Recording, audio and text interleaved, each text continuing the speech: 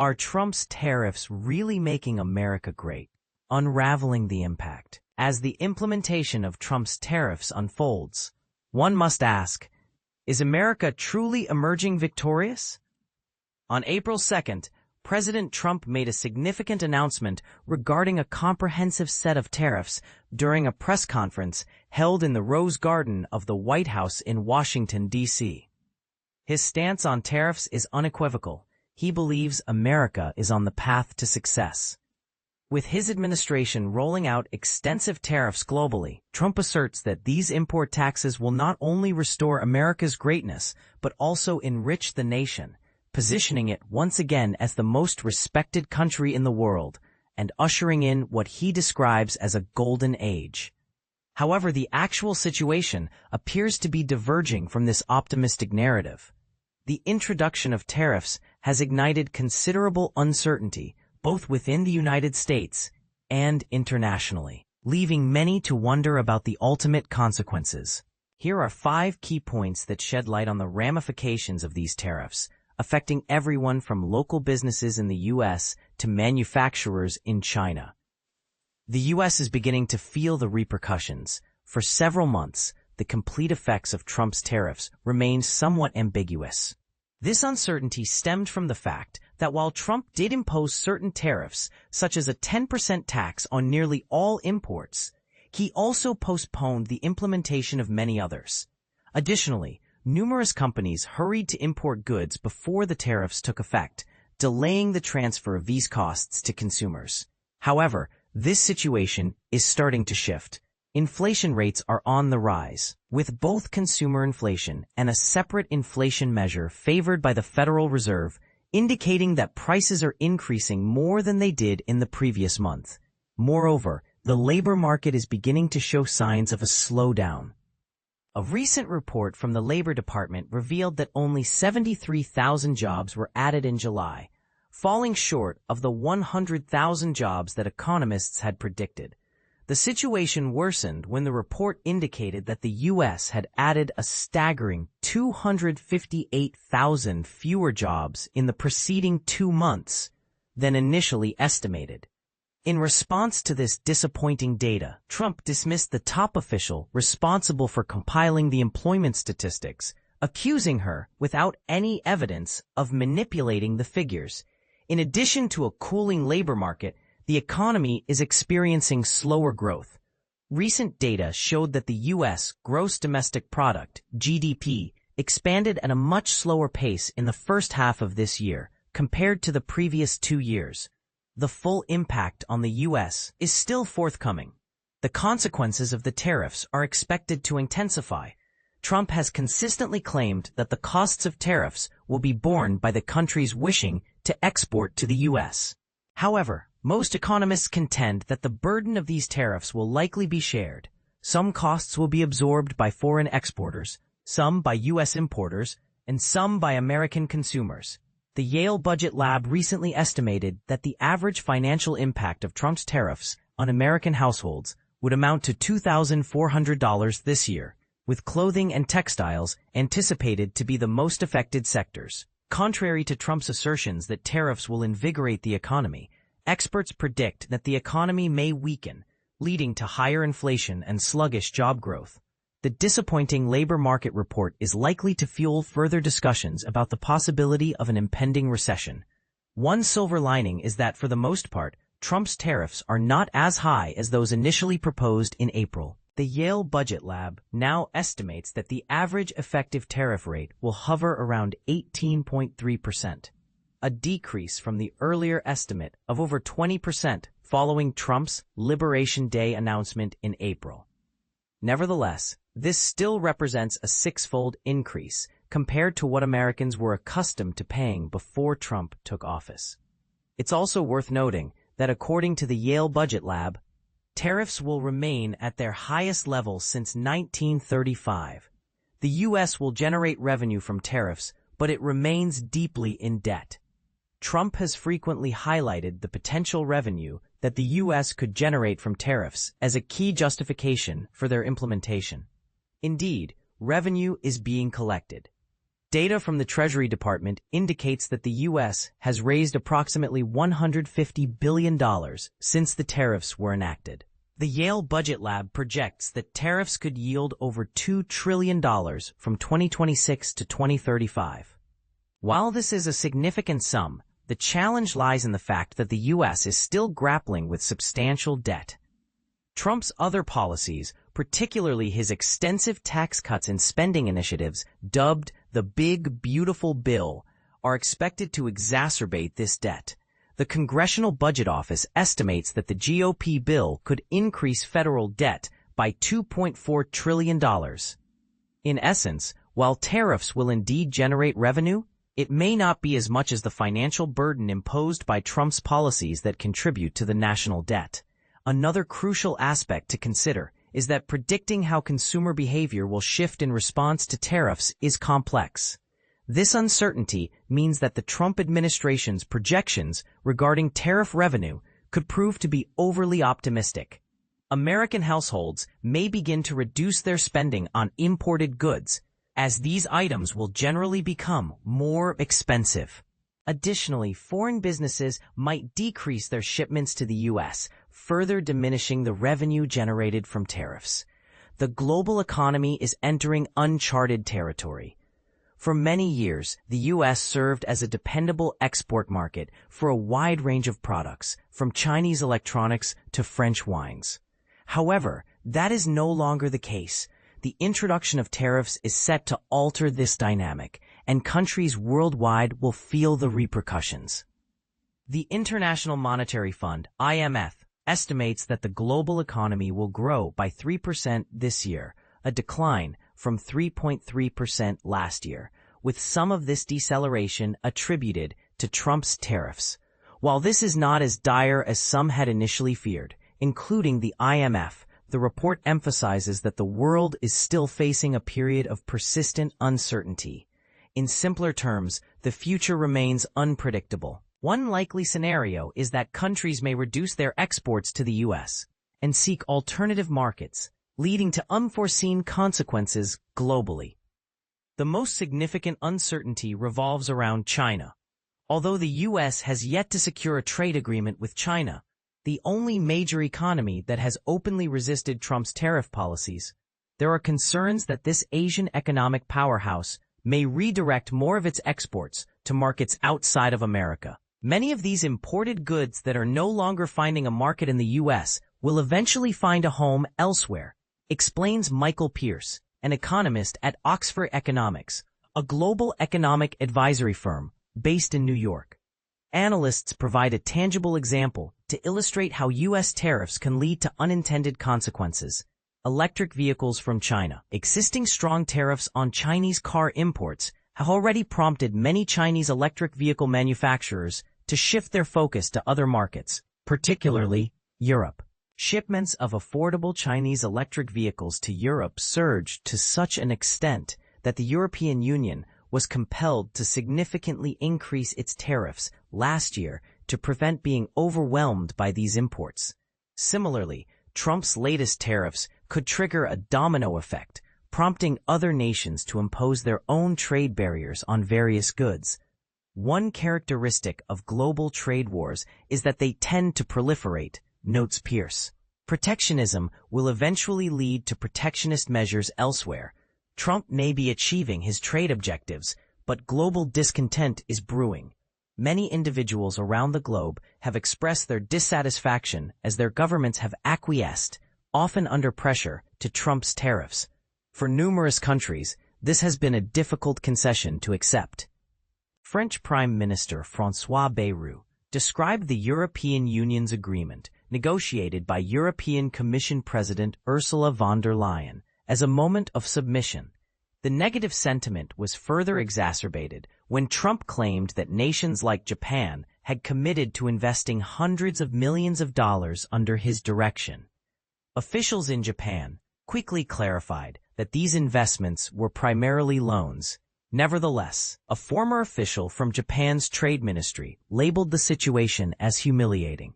This reflects a psychology of surrender, asserts Alicia Garcia Herrero, the Asia-Pacific chief economist for investment firm Natixis in Hong Kong. Everyone seems to be capitulating. This dynamic could provoke a short-term backlash from foreign consumers against the U.S., similar to how Canadians reacted to Trump's tariffs by avoiding American products. However, the long-term consequences may be even more challenging to predict. Trump's tariff strategies could alter how countries perceive and engage with the U.S., potentially undermining any trust or goodwill that America has cultivated over the years. According to analysts, Garcia Herrera warns that this could ultimately prove detrimental for the U.S. in the long run and lead to a form of payback. There are no incentives, only penalties, she remarks, regarding President Trump's tariffs, and that is a tough pill to swallow. Trump's economic spin, firing officials and polling disasters. Donald Trump attempts to manipulate and remove obstacles in his quest to claim economic success, a glass-half-full MAGA. But it's not working, as new polls reveal. Just last week, Donald Trump achieved a long-held ambition from his initial presidency. He dismissed the individual who publicly revealed that his economic claims were less than stellar. This action was so absurdly authoritarian that it mirrored a similar move made by Turkey's Recep Erdogan in 2022.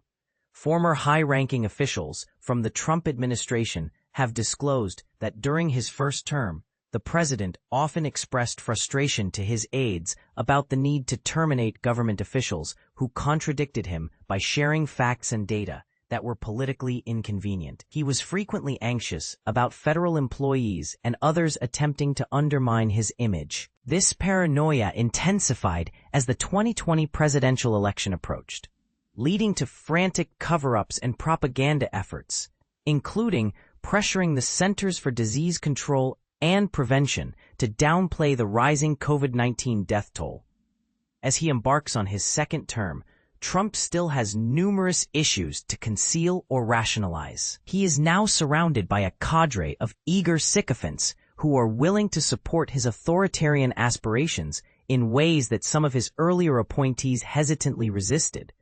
In numerous recent polls, the American populace has been vocal in expressing that Trump's policies have either failed to improve their lives or have actively worsened them. The critical issue that facilitated Trump's return to the White House, a harsh economy still reeling from the effects of the coronavirus pandemic, the cessation of aid programs, and the increasingly harsh realities of American capitalism, continues to inflict suffering on millions of Americans. This economy is now under the control of the current president, who continues to strangle it with his chaotic tariff policies. Voters are acutely aware of this. A recent survey conducted by the University of Massachusetts Amherst indicates that Trump's approval ratings have plummeted. The poll shows his approval at a mere 38%, with 58% disapproving.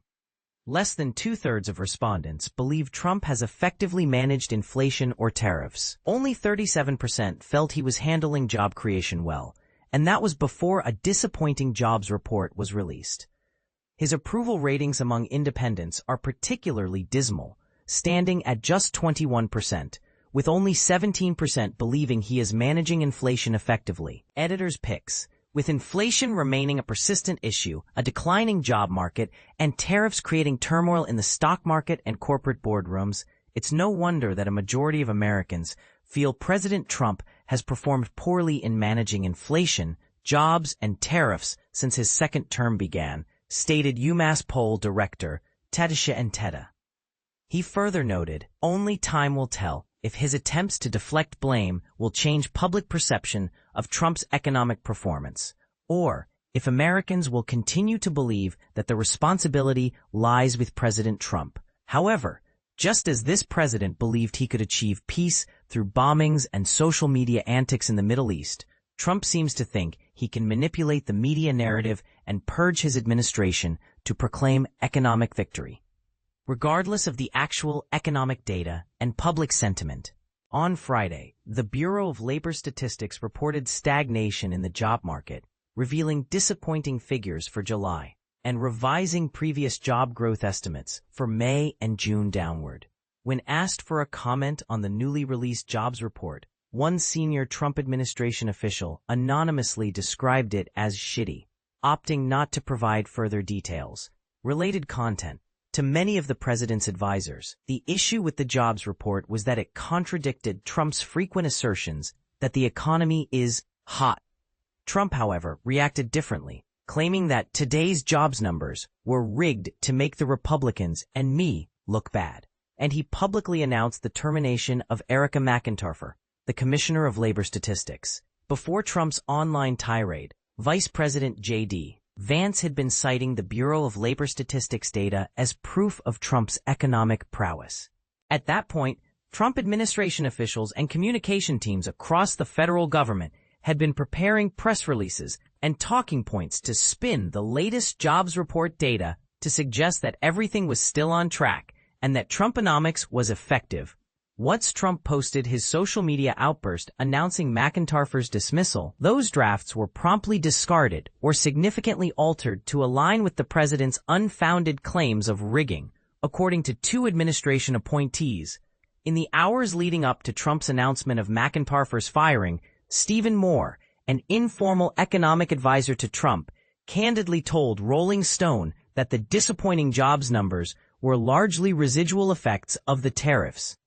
Everyone was very uncertain about the direction this was heading, and those tariffs caused a lot of chaos, he explained.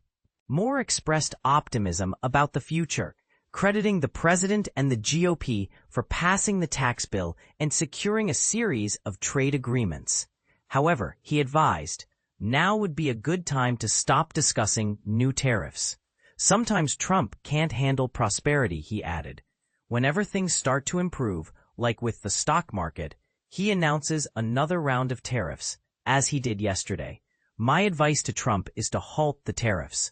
We don't need them right now. Whenever I see him, he acknowledges my stance. He always says, there's Steve Moore. He doesn't like tariffs. Hopefully, this will encourage the administration to reconsider their tariff strategy. Yet, if the events of the past week are any indication, Trump is far from finished creating economic turmoil.